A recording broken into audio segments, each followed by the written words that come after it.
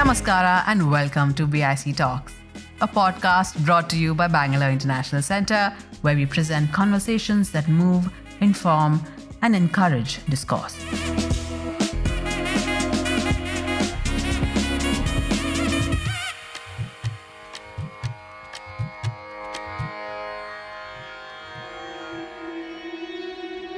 Because it's a text that celebrates the poor and the dispossessed, be it Dalits or women, for their intelligence, resilience, audacity, and humor. In fact, it's a text that enacts for you what the famous Kannada critic D.R. Nagaraja had described as Badavara Naguvina Shakti anta. It's not always with pity that you need to look at the poor, but it's also their ability to laugh, that helps them survive. So here you have all those things, enacted in the novel. And this depiction is done without pity or without exaggeration, but by locating them in their everyday locus of struggle with a plenitude of detail. Set in 1893 in the Malnad region of the Western Ghats, with its majestic Sahyadri ranges, dense forests, and the river Tunga, Kuvempu's Bride in the Hills describes the saga of many women of varied hues who aspire for love and fulfilment in marriage in a self-serving male feudal order. This woman-centric text weaves together the touching plight of young couples in love from various local communities. Fired from within by their love, the most powerful agent of change, these young people seek a life of freedom and dignity, leading to the transformation of the larger community. All of them, in different ways, are up against the repressive regimes of the decadent landlords who manipulate traditional feudal practices as well as the modern apparatus of a colonial state. In this episode, scholar and researcher Vanamala Viswanatha, author Amit Chaudhary, director of the Mansa Center for Cultural Studies Rajendra Cheney, and lawyer and author Arvind Narayan discuss Kuvempu's view from below presented through his epic novel. This episode was adapted from an event that took place at the Bangalore International Centre in November of 2024.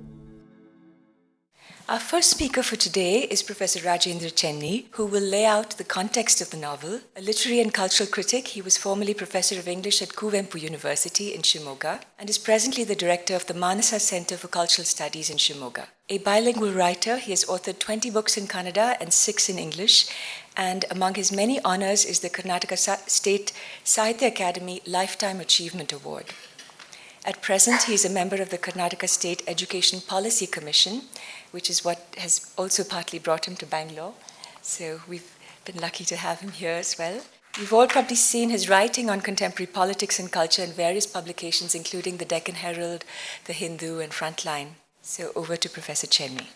Let me begin by congratulating Vanamala Viswanatha for her brilliant translation of Kuvempu's massive epic novel, and also for successfully negotiating with multiple challenges which the text confronts the translator with. It's a whole variegated, heterogeneous kind of a social world. I would even say a cosmos of many social worlds. And it's also a depository, I should say, of the many Kannadas that are spoken in Malnad. And it takes us across these divisions of Varna and caste and gender. And therefore, this novel has been considered as probably the greatest novel in the Kannada language. The reason is Kuvempu himself was one of the founding figures of Kannada Renaissance from the last quarter of the 19th century. He defined Kannada-ness for Karnataka. And in line with the many discourses about Kannada and Kannada Nadu, which found circulation during this period, he felt that Kannadatva or Kannada-ness should be based on the frameworks of a secular, open, tolerant way of life. And this, I think, went a long way in shaping modern Kannada's understanding of itself, understanding of its identity. And he's the single most important author for many reasons. One is that apart from defining for us what Kannadatva would mean in the modern period, he also interrogated the hierarchies in the society around him. First of all, like many of his contemporaries like Shivaram Karanth, he took a major decision not to follow the Anand Math Bankim Chandra model of the nationalist, revivalist kind of a novel. He and Shivaram Karanth and others made their choice to write about the local and the regional. It's very interesting because this was happening at a time when nationalist discourses were so very powerfully circulating all over.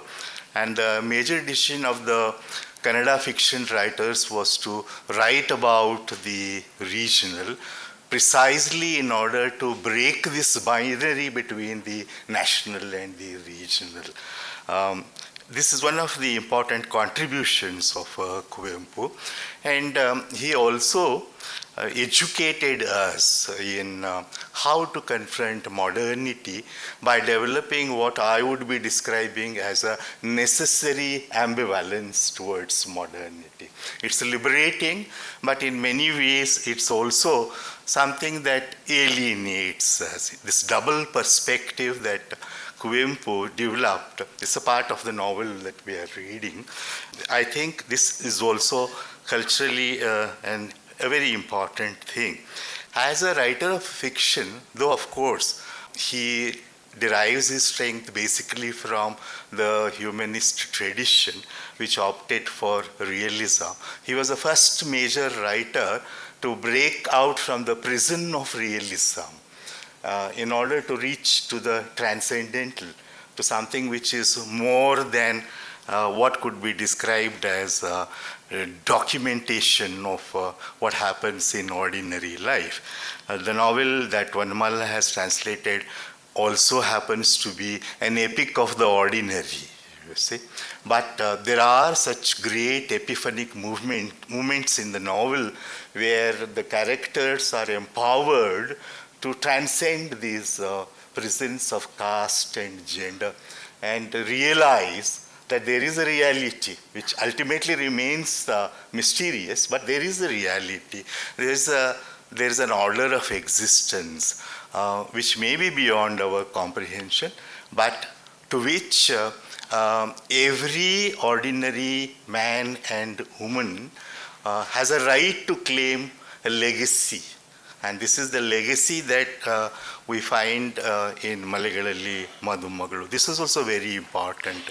Pratiti introduced Kuvempu by telling us that he was the one who introduced the Shudra world. For the very first time, large number of communities whose social experiences were excluded from not only literacy but also from literature, they found a place in Kuvempu's short stories, novels, and plays.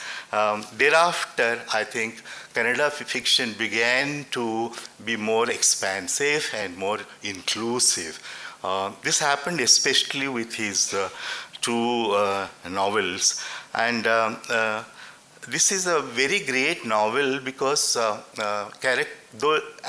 would say it's characteristic of Kuvempu's way of thinking that he interrogated the past in a very, very serious way, in a very radical way, which I don't think would be accepted in today's society. He did that very boldly and very courageously, but he also believed in the uses of the past. Just what is it that we can retrieve from the past? What is living in the past? He did that, and I would describe Malegalalli Madumagalu, the novel we are discussing here, as the concrete fictional realization of what the great Vachanakaras of the 12th century had said in Karnataka. In Kannada, it reads like this: Sakala Jivatmagala Lesanne Bayasutta, wishing the good of all living things. I think this finds a total comprehensive kind of a realization in Malegalalli Madumagalu, because the natural world, the human world, the social world, the cruel, exploitative, feudal world, and the hell in which some of the bonded laborers are made to live. It's all there in the novel. But at the same time, the great vision behind this novel is that every human being is, has a right over the memories of culture. He may not understand them, he or she may not understand them intellectually, but the experience is not barred to anybody. One of the great things that we find in our novel is Subarna Hegde, who is standing at the pigsty, full of the foul smell, etc. He feels the bodily, visceral pleasure of standing out in the morning. And the narrator says that maybe he is standing near the pigsty, but isn't he a Vishwapraja? Isn't he a citizen of the world, And therefore, the great thing about the novel is that Kuvempu uses a Jungian way, Jungian mode of trying to see how the collective unconscious, a treasure of all human experiences, suddenly becomes available. Unexpectedly, unpredictably, it becomes available to the common human beings we see, whether it is Timmi eloping with her lover and suddenly looking at the rising sun in the midst of all the clouds, and she doesn't even have the words to describe, but she responds because Kuvempu believes that every human being has this ability to experience even without words, and that helps him to bring into this novel an egalitarian way of looking at life, because there are I would put it rather in this way. This is a transgressive and I think I would even describe it as a radical novel, mainly because throughout the powerful narrative about so many pairs of lovers, etc., the norms and the normative rules of the society are broken. And the power to break those norms comes from the power of sexuality, because the novel is an unabashed, wonderful celebration of sexuality. As Kuvempu himself says in the novel, whether it is the royal palace or a patched hut, this is something that leads you, something. Even after the so-called modernist Navya tradition, I don't think I can remember a Kannada text which is such a wonderful celebration of sexuality, you see, the god of love. This also, I think, makes the novel very important to us. There are many things that one could go on talking about it. Only 2 points. One of the things is the way in which the novel, among many other things, also talks about the entry of colonial modernity. Though this is a feudal world, unseen, probably never represented, and lost and cocooned between hills, and people living a life which perhaps doesn't take them beyond a few miles. This is where, from a distance, colonial modernity is entering. And as I was saying earlier, there is this very mature, ambivalent view of modernity. If you look at the ending of the novel, the resolution made by the two male characters is that they will no longer, to quote Kuvempu, wash the feet of the Brahmins, but rather they would send their children to school from the next day. You see? But there is also the challenge of the Christian missionaries, the problem of conversion, etc. So the novel is a wonderful novel which gives us, I think, a historical sense also, despite its the wonderful narrative power which just takes you along, you also have one possibility of placing this within a very important historical juncture of transition of a local society, which also makes it very important. Vanamala's translation is excellent for the following reasons. First of all, the varied narrative and descriptive registers used by Kuvempu, they are a very big challenge if you're translating the novel into English. I'm talking about the narrative shifts, narrative registers. I'm also talking about this mind-boggling thickness of the details, you see. And the challenge is you should not make them appear anthropological, because K.V. Subbanna, the great critic, said, even a small group of young researchers can go around Malnad and collect all these details, but that is not Malegalalli Madumagalu. That's not the novel. The novel goes beyond that, and you have managed it excellently well. Then there are these many languages which are heard in the novel, in the kitchen, in the toddy shop, then everywhere, you know. And you also have the whispering talk of the lovers in their beds.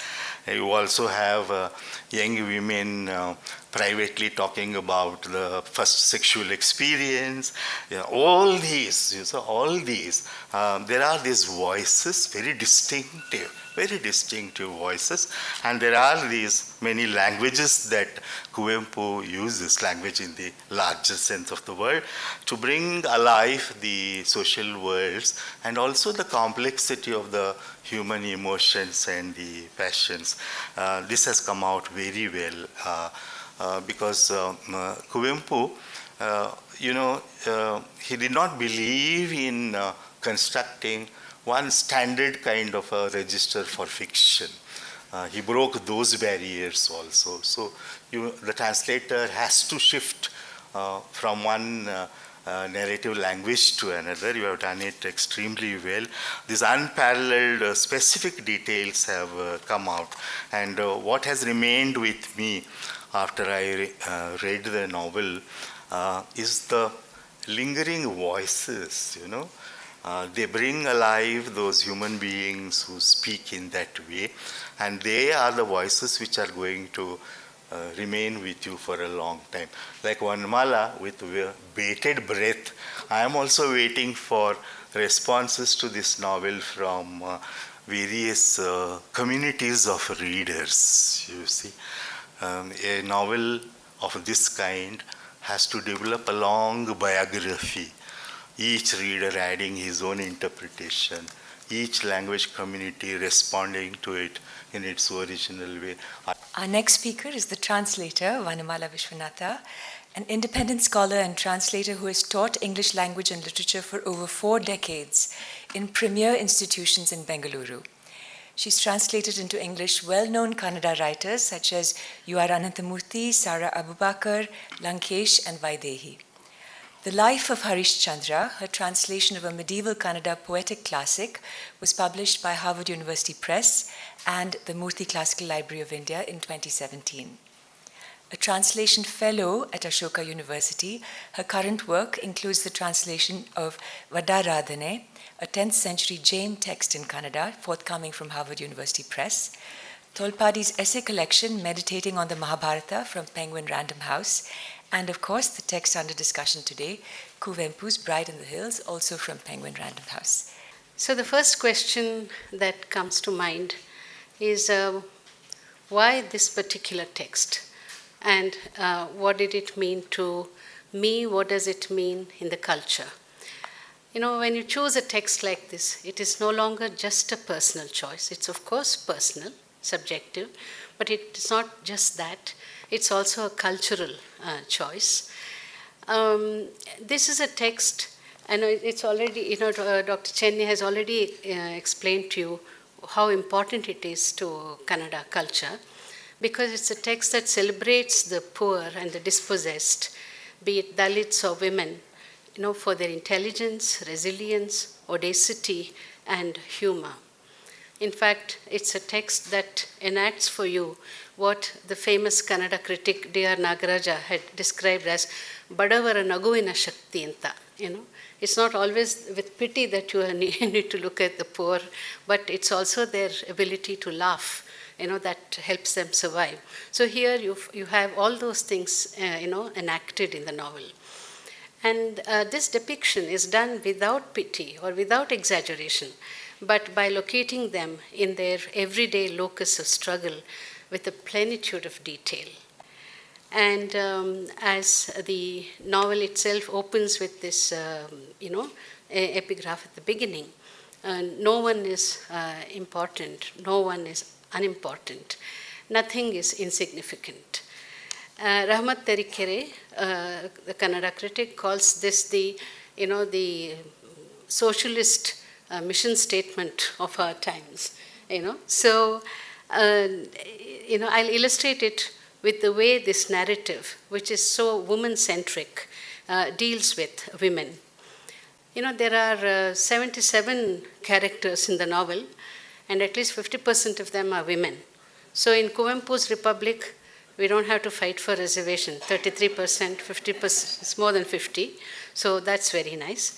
There's a whole range of characters, from 5-year-old girls to 15-year-olds to 25-year-olds and 45 and 70, and different kinds of women. There's a whole, universe there. And most importantly, as K.V. Narayana was pointing out the other day, women in Kuvempu are not merely beneficiaries of somebody else's transformation. Usually it's the male, man who initiates the transformation, and women are part of it. Here, it's the women who are agents of change, and men are taken along in this transformative process. And, I would like to prove what I'm saying about Kuvempu's, focus on women by reading out not the first sentence of the novel, but the last sentence of the novel. And I want you to tell me if you have found this kind of an ending anywhere else in any other book. So here are two characters. Chinnamma, who is the central, character, the bride, one of the brides actually. And, she and her friend, who is called Pinchalu. Pinchalu is pregnant, and Chinnamma has a monthly period. So this great epic novel ends on this note. Chinnamma and Pinchalu cease chatting and pretend to be sleeping, ensconced luxuriously in their cozy blankets. At least for those 3 days of their period, the women of Malnad have the right to this brief interlude of repose from a life of arduous labor. Isn't that so? So, writing in 1967, Kuvempu ends his novel with an issue that today we, working women, have been struggling to make it happen, and it's there. So this is just to give you a sense of how far-thinking, Kuvempu has been. And therefore, translating a text such as this by Kuvempu has really, it affords a peek into the magic of his imagination that creates a social world moored in all its complex materiality and transposes it right before your eyes to realms beyond the material. Making sense of the novel has meant dwelling in the homes and hearts of diverse characters to discover anew our common humanity. Negotiating the narrative has involved moving among the many worlds it simultaneously straddles: nature and culture, tradition and modernity, men and women, the oppressor and the oppressed, this life and the lives before and after. In short, the utterly mundane in their rich multiplicity and the supremely sublime in their cosmic unity. Rendering the text into English is to share this privilege of intimate reading, with non-Kannada readers who would have missed it otherwise. A reward that has made this formidable act of translation a worthy odyssey for me. Right? Now, I'd like to read an extract, from the text, just to kind of give you a feel for the text and and his language, his style, and all that. So here is Gutti, a young Dalit vassal, a serf, who is in love with his own cousin, but the cousin Timmi is a vassal, a female farmhand in another, Vakaliga family. And they have, the landlords have utter control over what happens to their lives. And so Gutti is trying to snatch her away from that landlord to his own, where he is a vassal. So, in the dead of night, as Gutti and Timmi are climbing up the Hulikal peak, surrounded by the dense forests of Malnad. What is Malnad without Kuvempu? And what is Kuvempu without Malnad? So I thought I had to read this piece for you. Okay. I quote. While the search for her is on around the settlement, Timmi briskly follows the torch ahead of her, which flares up into a bright flame and subsides into dull embers in turn as Gutti's hand moves rapidly in the dark. Where is she? Which route have they taken? Where is she headed? She does not know, nor does she care to know. Except for the flame at the tip of the torch, she can see nothing. But from the thorny bushes that scratch her, she can make out that the woods are getting thicker. When the torch flares up, she can see that the forest is dense with huge, tall trees. When they pass through a waterhole, she can see the glowing reflection of the torch in the water. When they cross a brook, the slush splatters on the torch, making a sizzling noise. The alarmed frogs jump into the water, making the waves dance in the torchlight. At times, the insects swarming to the fire sputter, chatpat, chatpat. Hulia, Gutti's devoted dog, darker than the dark night, is behind her one moment, ahead of Gutti the next, or on either side of the woods. That's very reassuring for her. Though she is not able to discern its shape in that darkness, once in a while, when the light falls on its face, its eyes glow like marble-sized fireflies. The path ahead of her grows steeper. Gutti's torchlight, which was level with her face, now shines above her. Her tired legs slip now and then. Her breathing grows faster. She sees that they have steered away from the trodden path now. Just at that moment, they are caught up in a frightful, blood-curdling incident. Gutti stops in his tracks. He listens keenly, his eyebrows raised, forehead stretched, air rushing into his lungs at once. In no time, his hunter's instinct grasps what is happening. Turning around sharply, he leaps aside as though his life is being snatched, drags Timmi out of sight, and shielding her body with his, pins her firmly to the trunk of a mammoth tree nearby, even as he waves his flare fiercely to make it burn brighter. The sharp tongue of fire draws wheels in the air as he waves it back and forth this way and that. The humongous tree trunk protects them at the back. The waving flare shields them in front. Gutti knows for sure that tigers or boars, bears or gores would not venture near them for fear of the waving flare. On the strength of that knowledge, he whispers, "Don't be scared, stay still." Only those who have heard the resounding roar of the big cat up close in the forest know what it means to say, plants, trees, forests, mountains, and the very earth shudder. Timmi nearly dies of fright. Her gut trembling, she is unable to stand. She collapses on her haunches at the base of the tree. But Gutti is undaunted, for he has no doubt that this danger will dissipate soon. If Gutti is trembling, it's not out of fear. If everything around Gutti, the forest, the earth, the mountains, and the rocks, appears to convulse, it is not because Gutti is trembling or that he is imagining it. Rather, the entire realm of nature, encompassing all living and non-living things, is in fact trembling.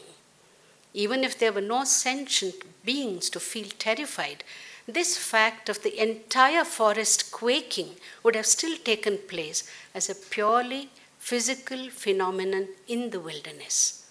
That is what it is like, the roar of the great tiger. Within seconds comes an equally thunderous sound, the raucous bellow of a tumultuous herd of gores, careering, pounding the earth, crushing into smithereens small plants, saplings, bushes, and shrubs under their hooves, erasing them from the face of the earth. Gutti feels as if a thunderclap is exploding in his heart. Some 10 or 20 or more gores are moving in a heavy-necked, plunging gallop, cannonballing from the hilltop down towards the mammoth tree under which Gutti and Timmi have taken shelter. Julia bolts inside the forest and emerges to stand beside its master, fiercely barking in the direction of the gores. But the dog's bark is barely heard above the hair-raising roar of the tiger and the bone-chilling bellow of the gores. They're getting nearer. Nothing can be seen, though. All that the eye can see is the waving torch in his hand. What about the ear?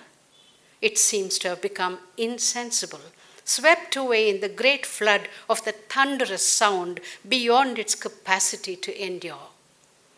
As the gores barrel down, rocks and stones and lumps of mud loosen under the impact, come flying at them, along with the wind generated by the fast movement. His nerves taut, legs planted firmly, Gutti keeps flailing the flare without respite. How on earth can the plunging gores see the solitary flare in the dark? Suddenly, a number of glittering flares, reflections of Gutti's flailing flare in the large eyes of the bison, flash across the woods. Dreading the fire, the gores instantly change course and disappear into the forest. The stream of the galloping sound takes a different course. It turns feeble, and in the next couple of minutes, most eerily, the woods fall into a deep hush. Julia's tongue, curled up in his throat, is mute, awestruck by the cataclysmic event that has just unfolded before them. Thank you, Professor Chenni and Vanamala Viswanatha, for that rich exposition of Kuvempu's work. Our next speaker today is Arvind Narayan. Arvind Narayan is a lawyer and writer who is a visiting faculty member at the National Law School. He's the author of, most recently, India's Undeclared Emergency, Constitutionalism and the Politics of Resistance. He's also the co-editor of Because I Have a Voice, Queer Politics in India, and Law Like Love, Queer Perspectives on Law. He was part of the litigation team which challenged Section 377 right from the High Court to the Supreme Court. Arvind Narayan. Thank you for that very kind introduction. And a lot of my friends asked me, said, what are you doing there? These are all scholars of literature. And what is your even credibility to be on this stage at this moment in time? And really it emerged from my reading of Malegalalli Madumagalu firstly in Kannada, then with the English translation. I was sharing that with Vanamala. And then she told me that she's translating doing another translation of Malegalalli Madumagalu. And of course, I had the opportunity to read this really magnificent translation again. And that's really the reason why I'm here. Hopefully, a little bit of my perspectives will shape the way I'm responding to the novel and to the ideas which are there in the novel itself. we've heard till now really that, I think that magnificent reading by Vanamala on what I asked her, is that your favorite chapter? When she was sharing with me, and I said, that chapter is really beautiful. It's beautiful, and the way you captured it was really, really magnificent. And going back a little bit to the novel, one part of the thematic is really the story of three love stories between three couples. Gutti and Timmi both are Dalit. Aita and Pinchalu both are Halepaika community. And Chinnamma and Mukundayya, one of whom is Nayaka and others is Gowda. And all these three love stories are set in, again, you got the sense of the breathtakingly beautiful, though deeply feudal, Malnad region. And what in a sense you get is the barriers love has to cross.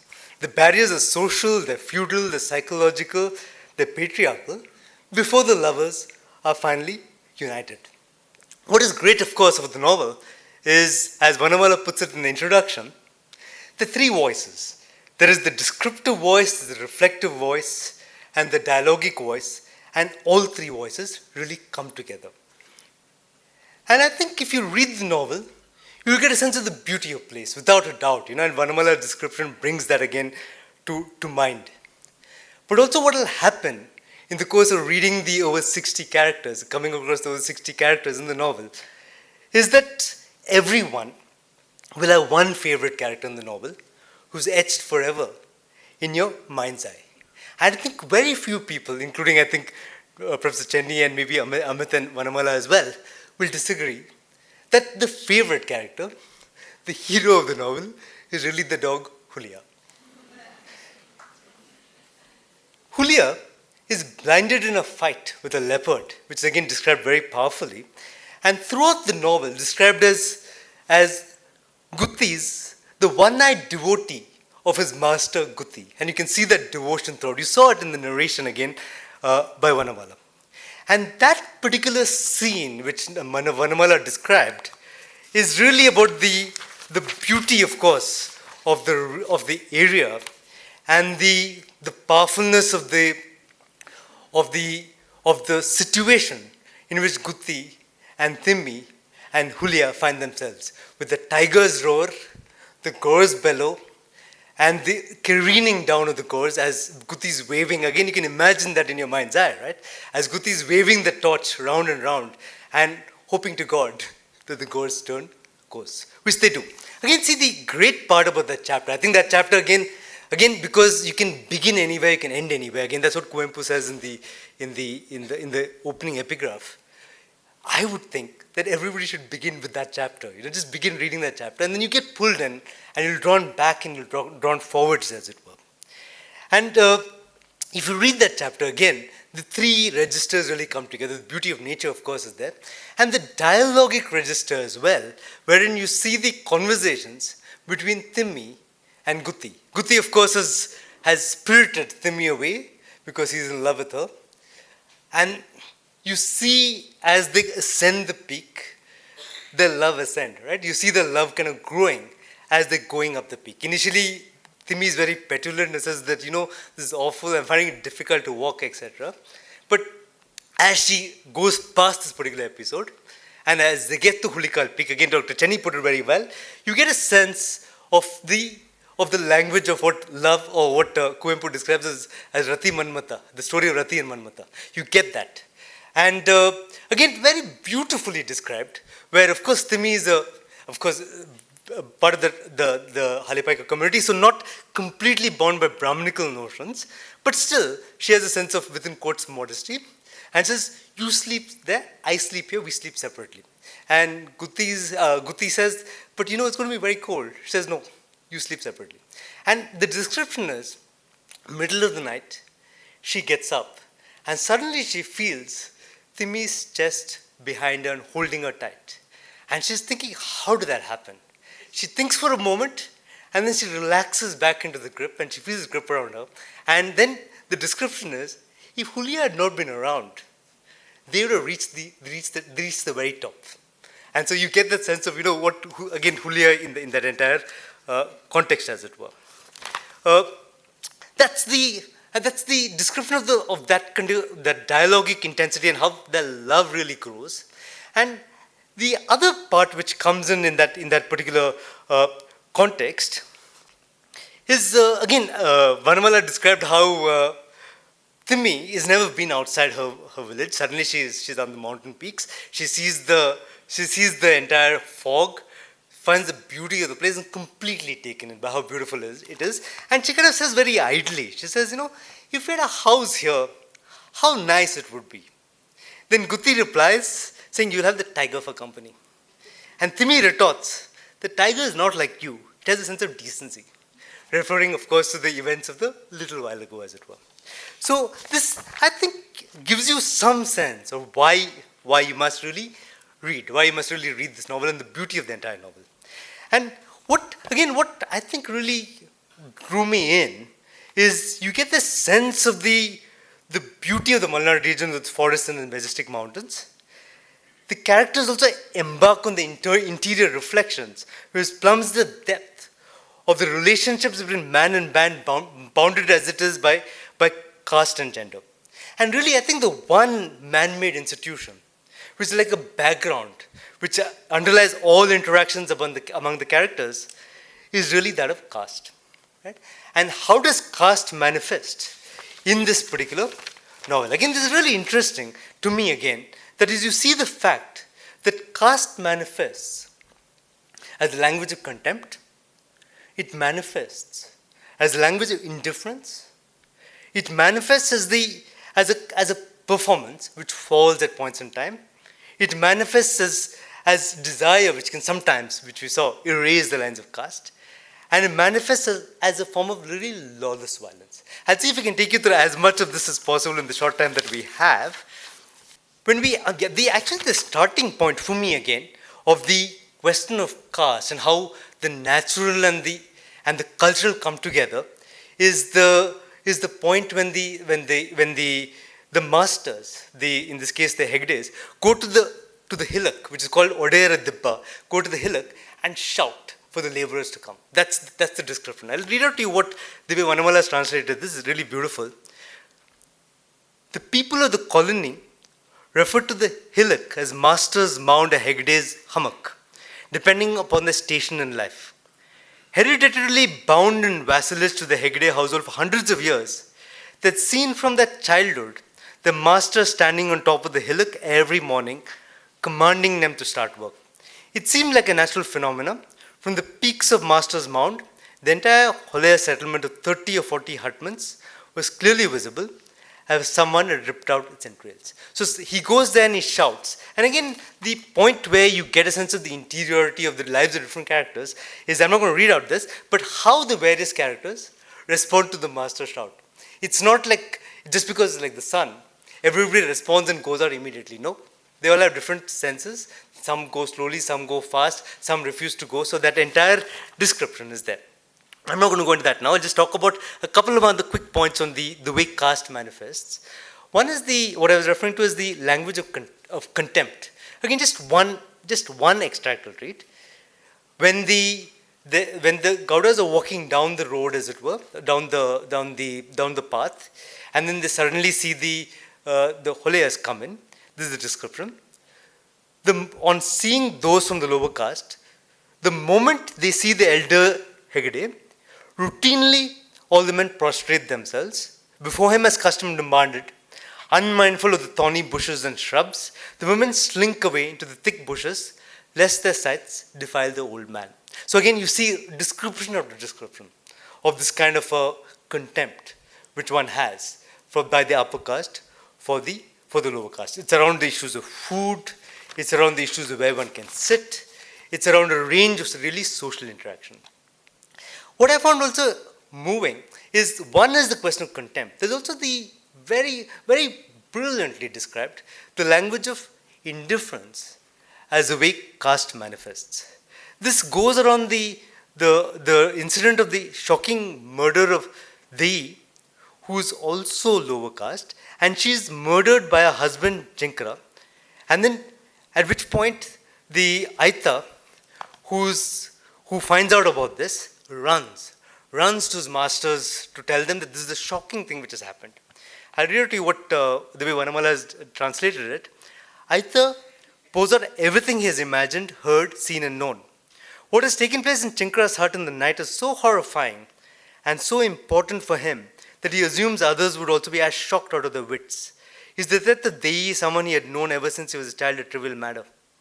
But neither Aigalu nor Mukundayya are shocked. They mouth the words of sympathy anyone would in such circumstances. The response of the landlords is such that it makes Aita, who thinks he has brought earth-shattering news of great pain and suffering, feel ashamed of his hyper-excitement. Addressing Aigalu, Gowda says, "Give them whatever they need for the last rites." Yawning, he takes out a snuff box from his waist for a sniff. So as much as contempt is a problem, indifference is maybe even a bigger problem, of which is actually generated by caste society. What Aita is shocked by is the complete absence again of what Ambedkar would call a public conscience, which is in Ambedkar's opinion, essential condition for a democracy. Again, what do you mean by public conscience? When you feel that you're moved by the suffering of the other person. And here, that is the essential dimension which is missing. So again, in Ambedkar's idea of a conditions precedent for the working of a democracy, the essential condition is public conscience. And what caste does is destroys the very possibility of public conscience. And Kuvempu really brings this to light, really brilliantly. I'll just mention the last register of caste, and so I don't think we have time to look at everything else. One last point I'll make is, while there's also, of course, what I was referring to. Caste is the idea of performance, it points its lips. Caste idea, crossing the boundaries of love, as it were, that's there as well. But I think that's still relatively contained. What you see finally, I think, which is actually where Kuvempu does a very, very important point, is where he looks at not just the question of indifference and contempt, but the ever-present possibility of brutality and violence as a part of caste power. And you get that again going back to the great scene, the great conversation with Gutti and Timmi, where Gutti, they're having this conversation with each other, and then Timmi says that, "How can I forget that you almost had me crushed by the gore," says Timmi. And Gutti's response is, "What do you expect? That you'd be taken on horseback like a bride?" And then Timmi's response to that, "But if we ride on horseback, our master will sever our legs along with our horses. They've forbidden our community from using horses." So you get that sense of almost unspeakable violence which underlies even this very conversation. And this comes true actually because this hidden subtext of lawless, uncontrollable violence, which is in the subconscious mind of Timmi, reaches the surface. In a chilling incident, which again very brilliantly described, of the lynching of Sannabira for the offense of his sister Timmi eloping with Gutti against the will of the master. I'll just read out this last part and leave it at that. Both Sanna Bira and Dodda Bira are taken to the Gowda's master, and the Gowda master, after some inquiries, revealed that Timmi has not been found, and he orders the Honnali Hodedata, the beating. What are you waiting for? Time up. As soon as Ijari Sahib gestures grimly, a quivering Sannabira obeys him, his tongue dead in his mouth, like a mute animal, like an ox that is used to following the cartman's orders when he calls out, obediently lowering his neck for the yoke to be placed. He drags his feet towards the post, looking now at the blazingly furious Gowda, and now at his poor anguished father. From the inured way he approaches the post, hugs it and holds out his hand to be tied with rope, it is clear that he knows every step in the ritual at the sacrificial altar. Like an expert, Lungi Sabi examines the bunch of tamarind birches, chooses one, he turns to Sannabira and brings the whip hard on his back, for Bira has removed his blanket as was his practice. He whips him on the buttocks, clad in a dirty dhoti. Sannabira's back swells up with the first round of lashing, and the reason the beating stops, again just read one last part, is it stops because his mother runs in, propelled by grief, flies towards the post ululating and beating her chest, and when she snatches the switch from the Ijari Sahib's hands and flings it aside. In a twist, the mighty and cruel Ijari Sahibi lets go, feeling suddenly faint, as though he's drained of all energy. The reason is attributed to the fact that even the lowliest woman, no matter which is the holity or poor, with nothing special to commend her, can become elevated to the highest realms of immensity because of her anguished motherhood. So this sudden eruption of violence is almost like the concentrated force of the contempt, hatred, and indifference, which is almost too difficult to contain within the more genteel modes of socially accepted forms. It needs another way to express itself, and that is the lynched law, where the outward forms of justice are utilized to take forward the inward register of hatred and contempt.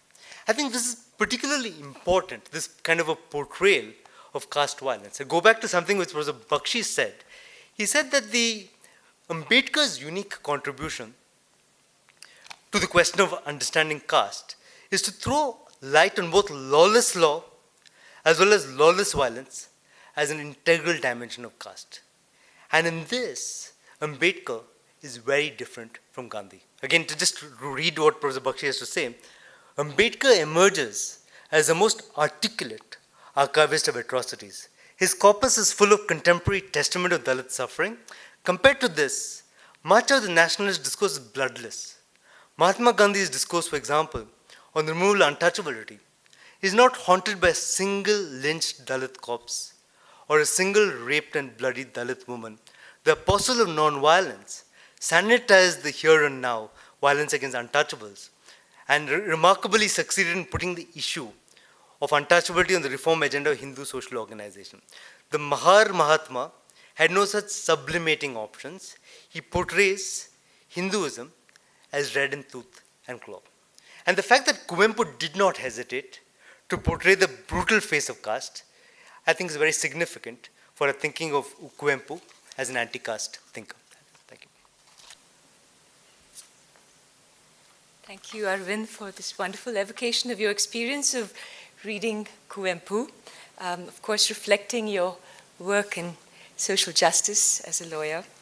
Our next speaker is Amit Chaudhary, author of 8 novels, the latest of which is Sojourn. He's also a poet, essayist, short story writer, and musician. His new and selected poems was published in 2023, and Faber released a full set of his backlist titles in the UK over 2022 and 2023. His works of non-fiction include, most recently, Finding the Raga, which received the James Tate Black Prize in 2022. His awards include the Commonwealth Writers' Prize, the Government of India's Sahitya Academy Award, the Government of West Bengal's Rabindra Purushkar, and the inaugural Infosys Prize in Literary Studies in the Humanities. He was Professor of Contemporary Literature at the University of East Anglia from 2006 to 2021, and is presently Professor of Creative Writing and Director of the Center for the Creative and Critical at Ashoka University. He's a Fellow of the Royal Society of Literature and an Honorary Fellow of the Modern Language Association of America.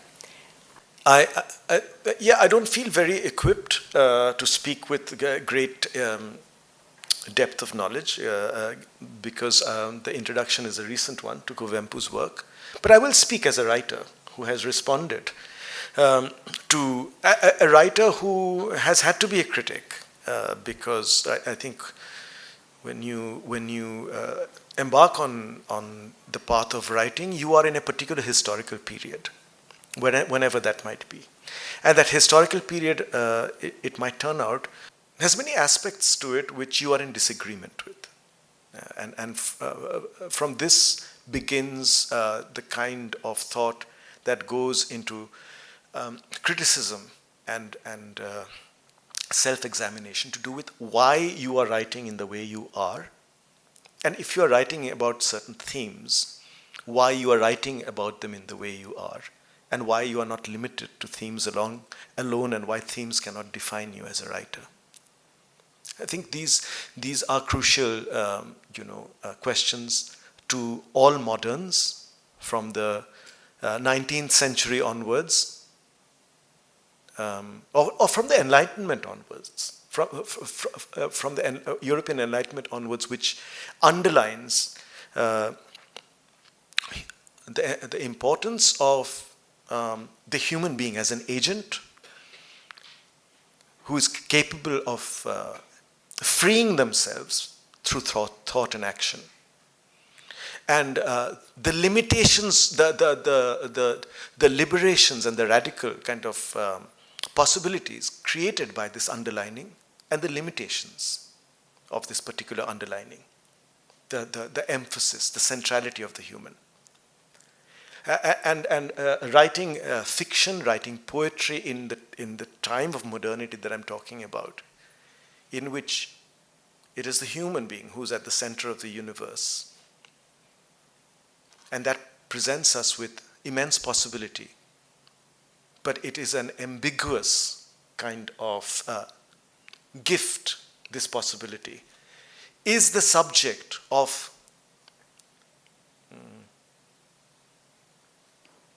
the note of dissent that the imagination often sounds. The way an academic talks about caste is not going to be the way a novelist talks about caste. In fact, what does a novelist talk about? We have to figure this out. Having said all this, I would say that I was delighted and happy and surprised at the number of things which were said by people, which including favorite characters, etc., and passages and chapters, which exactly chimed in with my experience of the novel. Julia, the dog, what an exceptional being. The chapter to which you referred to, where Gutti and Timmi, is that are going through the forest at night. But you refer to that chapter as well. But by then it's becoming light, and she says, "What is that? It looks like a frothy ocean." And you refer to this moment. And the frothy ocean is fog, I think.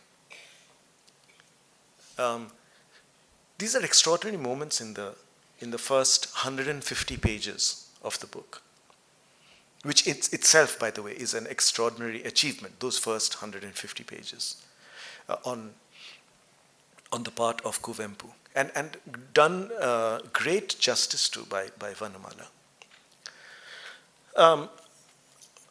Listening to these speakers, I was saying that I was struck by how much what they said chimed in with what I felt. But this is not to say that literature is some sort of tepid or bland universal entity.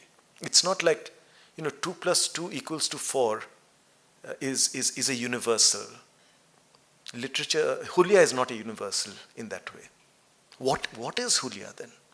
Because he liked Julia, she liked Julia, but it's not 2 + 2 = 4. What is Julia? We all seem to be susceptible to the same kind of cravings, susceptible to the same forms of beauty, of which Julia is one. And these forms of beauty are not the accepted forms of beauty. Julia is not the accepted form of beauty. So we have formed a secret community that has uncovered in itself this susceptibility. So it's not a universal that we are talking about.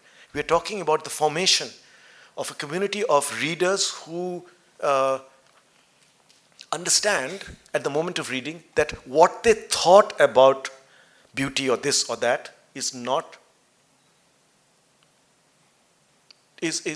susceptible to complete transformation, in which we are willing to take part. We are willing to take part, this secret community that is formed here after reading Kuvempu recently, in this transformation of what we thought were stable categories.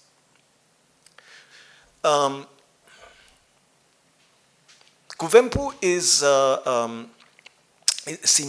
at a very. I'll come to the novel in a second, or maybe in a few seconds. But Kuvempu is at a very interesting sort of position as a writer in terms of what might be called important preoccupations for the 19th and 20th century middle classes, the educated classes in India. On the one hand, there is the question of reform and of the progressive. So we as Indians looking at injustice around us, as Kuvempu does, will react, and this is a wonderful aspect of who we have been, and this progressive self. It's arguable as to when this post-enlightenment progressive self comes into being.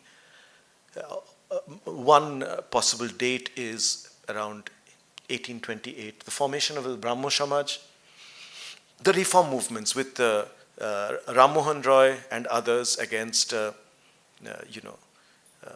Sati. Sati is an important moment, but then there are various other moments in which the Indian self emerges as quasi-citizen, not as a subject of the British, but as quasi-citizen, as activist, as progressive. Then by the 1860s, this quasi-citizen self has also become a hegemony, far closer than to the self, to the imagination, than the British. And so literature begins to attack this self and make fun of it. So one of the first instances of this is 1894, when Rabindranath Tagore writes an essay on children's nursery rhymes, Bengali nursery rhymes. And he contrasts his own enthusiasm for Bengali children's nursery rhymes with his contemporaries, who are also collecting vast archives of oral material from Bengal. And he says they're doing wonderful work, but their interest is not the same as my interest. My interest in nursery rhymes is because these nursery rhymes don't the lines do not follow each other logically, and they make room for the superfluous. This is one of the first times in thinking and in literary thought that this kind of this idea of the importance of the superfluous is being brought up. That which he says is irrelevant, anavashyak, avashyak, anavashyak, fragmentary, flying around. These are the images that he finds in these Bengali nursery rhymes, and he gives us examples. One line has no relation to the other. The third line has no relation to the second. How did what happened in the fourth line happen when nothing in the first three lines was leading up to that? He's deeply interested in confronting the superfluous and positing it against this, what he sees as a somewhat tyrannical self. And this tyrannical self believes in important things, thinks in a linear way, is not the colonizer, is a kind of quasi-progressive. He calls this self the Shojag self, the wide-awake self. He wants the self to be drowsy. It looks like Tagore wants the self not to be so wide awake. Absorption is a different form of consciousness. And Kuvempu has it. He has both the reformist, wide awake consciousness and the absorbed consciousness. The consciousness that forgets about what is at hand and becomes absorbed in something for that moment. So, in this sense, Kuvempu is wonderful to encounter and is a salutary reminder as to how novelists write about their worlds, which might include various things, including many of the things that have been mentioned here, the wonders of the universe, the injustices of human beings, how they always make room for the superfluous and how nothing is superfluous. I mean, to quote from what you read out, the epigraph, it's a radical realignment.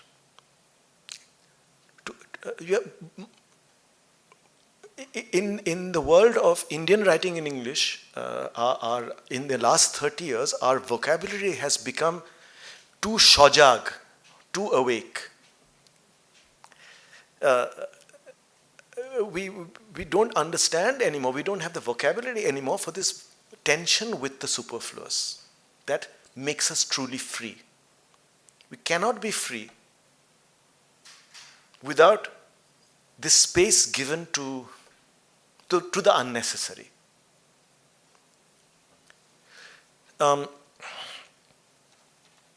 Kuvempu then, therefore, is a salutary reminder of how we might re-engage with our own thought, the hierarchies of our own thought, of our most well-intentioned thought. We have to confront this when reading him. We might try to retranslate Vanamala's translation into our own concepts, the concepts that make us comfortable. But they are not true. Vanamala, whatever Vanamala's conceptual parameters are, but as a translator, she has been true to Kuvempu's shifting text, which is challenging our fixed conceptual parameters as Indian liberals. And as Indian liberals, we have been left with a very narrow vocabulary in the last 30 years, which is why it is a good thing to be reintroduced to Indian writers who have written in their own languages because of the amount of play that's happening there. Not having to write about India like people who write in English do. They're always aware of India. This being sort of loosed, untethered from this obligation leads to a kind of freedom and play. And that freedom is a very important freedom. The freedom to ignore India, let us say, as a subject. Coming to the novel, a few things. The first 150 pages cover, I don't know what the time span is, but it's very short. When we think of Tolstoy or when we think of the 19th century novel, we are looking at a particular achievement of the 19th century novel, which is the emergence of a life arc and the passing of that life arc. Frank O'Hara said the short story is more interested in the moment, and therefore he called Ulysses a big short story, because it is preoccupied with the moment. The moment over there becomes amplified into a day, but no more. But he said the 19th century novel gives us a life arc. We see the reality of a life, and we also see its unreality in the end, because it ends. Anna Karenina started out, as something. This was their ambition, and then it ended. And it took him 600 pages or so to give us that sense of reality through realism and unreality, through the essential transitoriness of a life and a society and a moment in society. But Kuvempu doesn't go about his business in this way. He spends 150 pages talking about Gutti traveling, and then various things that are happening in the travel are seen from different moments, like the escape of a wild boar, or of a boar or a pig. It comes up at different moments from different perspectives, and everybody is kind of immersed in that now of the pig, leading up to that now and in that now. Various things inform these first 150 pages that expand time in a way very unlike the 19th century novel.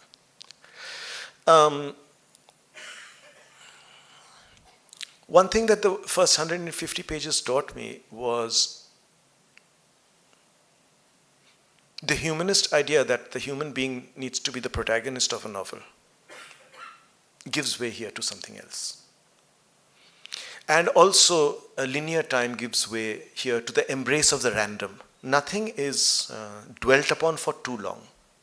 There is this, there is that, but each one is embraced for a moment and then something else is embraced. Among these are these so-called extraordinary transcendental moments where, let's say, he says, the narrator says, you have in your skin a particular kind of memory that not only goes back to your childhood but maybe to your previous birth. He says this and he lets it go and he goes into something else, maybe a pigsty or something else. In the pigsty, when the pigs begin to move with great agitation towards the exit, he says these are like souls, yearning for moksha. He lets that go and then he goes to the next moment. So the moment of transcendence is one moment among others. It is not as one would be led to believe by our own more comfortable and comforting education that in the end there is the moment of transcendence, or behind everything is the moment of transcendence. No. The moment of transcendence is one truth among various truths. This is how Kuvempu deals with it. And that itself is an aesthetic, narrative, and spiritual position. That itself is a position that the novel brings to life and light. One thing that Vanamala read out, and I think I'll end it with remarking on what I'm saying and remarking on what she read out. There was one line, the tiger, the presence of the tiger and the tiger's roar sets everything trembling, right? And there's one very interesting statement there which he develops on, Kuvempu develops on, which shows his deep intelligence and his project. So he says, Gutti was trembling but not out of fear. So trembling and movement, these are things which are transformative. Movement is transformative. In Ovid, of course, movement, somebody is chasing somebody else and the person gets transformed. That is metamorphosis. Over here, an antelope or a deer shoots out of the forest as if it had been flung from a sling like a pellet. And there are many such images. There is always movement. Movement implies transformation from moment to moment of narrative, of our categories. Nothing is fixed. This trembling without fear is literature. Roland Barthes calls it the trembling of existence. He says, he quotes the poet and critic Paul Valéry, and he notes Paul Valéry's slightly contemptuous statement about the novel. He says, Paul Valéry says, the novels always begin with a statement like, the Marchioness went out at 5 o'clock. The moment we hear this statement, the Marchioness went out at 5 o'clock, we are plunged into the past tense, the simple past tense, and the unreal time of the novel. Not only novel, he says, of the novel, of histories and cosmogonies. Ram Mohan Rai was standing at a window in 1878, or whatever, Of course, you would have been quite tiny then, but the young Ram Mohan was standing then at a window, and 17 minus 100 years, 1785.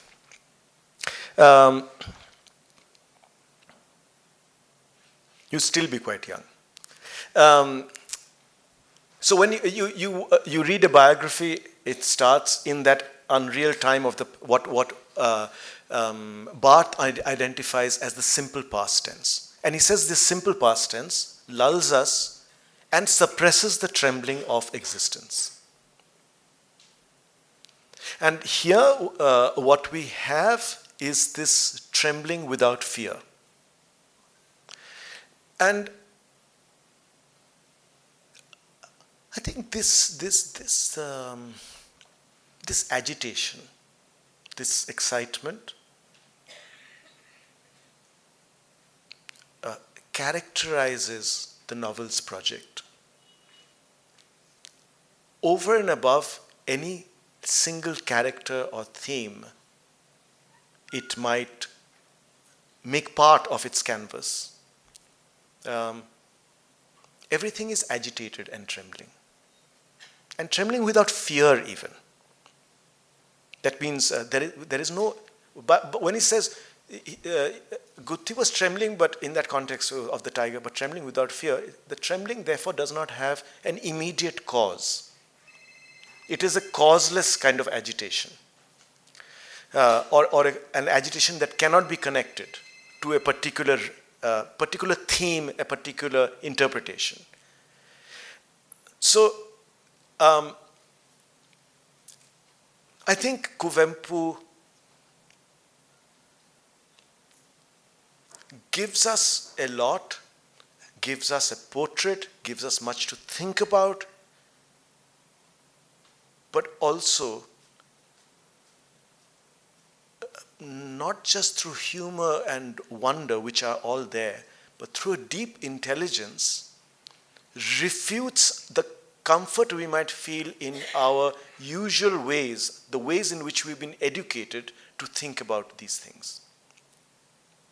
So, Vanamala, thank you for introducing this to us. I hope it is part of a larger and ongoing conversation to do with Kuvempu, Kannada literature, various literatures outside of English, in the last 150 years, but also about what these writers actually wanted to also make us rethink how we think about things we talk about. Thank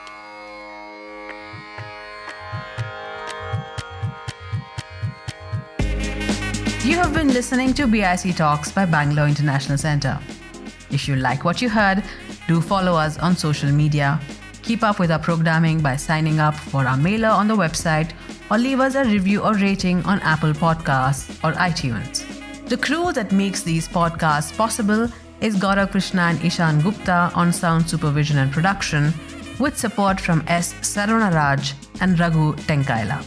Artwork is designed by Chandni Venkataraman of Crisscross Design Studio. Don't forget to subscribe to our channel on your favorite podcast platform. It can also be accessed on our website, bangaloreinternationalcentre.org. This is Lekha Naidu signing off on behalf of everyone at BIC.